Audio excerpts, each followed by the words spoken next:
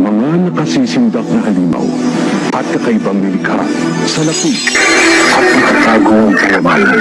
Mga lugar na puno ng kabilin at misteryo. Nababalik ang hiwaga ang mga mundong lingid sa ating kaalaman at may iilang natatangong nilang pinaakit sa hiwagang yun. Sila ay kilala bilang mga hunter.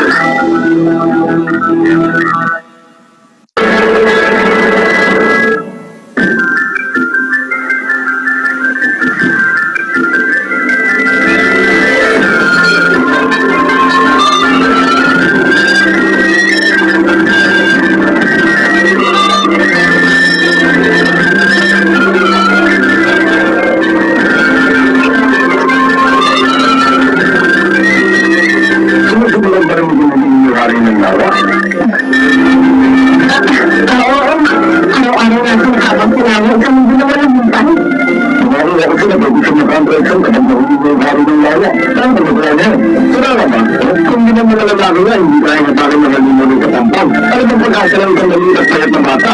Ayaw na sa payarin ko sa nito na magkakarisang kaya mo sinabi rin. Kung hindi ka magandang ganda ko sabihin ng patay hindi na hindi na hari ng lawa mo rin. Hindi na yung huli ng gano'n, ito huli.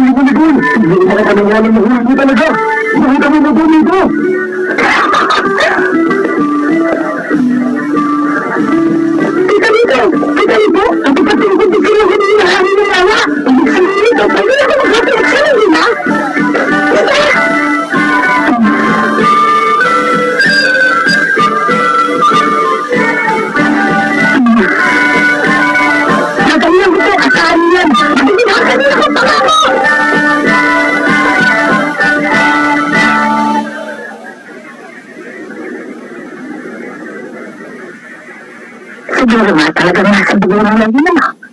Niloon mo, wala pang ibang nakahuli sa karo ng lawa. Marami nahuli yun ni Jin sa bulang idadadang si Anos. At ngayon, anak naman ng siguro nakahuli sa idadadang si Anos yun. Pareho ang sigla at kisnak na mga nagpangalahin ko ba? Nagkatulog talaga sila. Kaya rin wala na tayo nagkatawa. Kaya ano makakapigil sa kanya? Sigado ka na ba talaga nga? Opo.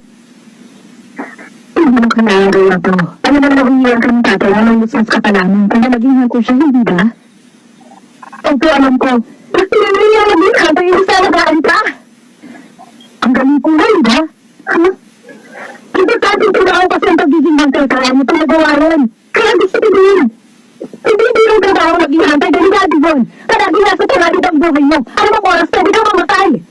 Ano ba yun? Hindi po kita nito. Pero gusto ko tayo ng tinihan. Gusto ko maging hantay para maunawaan pa ng labas kung bakit yung tinilihan yung tatay ko.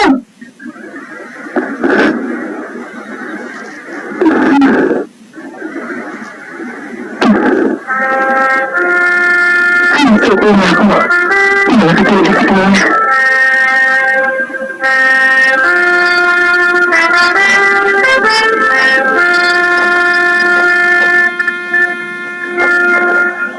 Hindi ko sa bibigyan kita nito.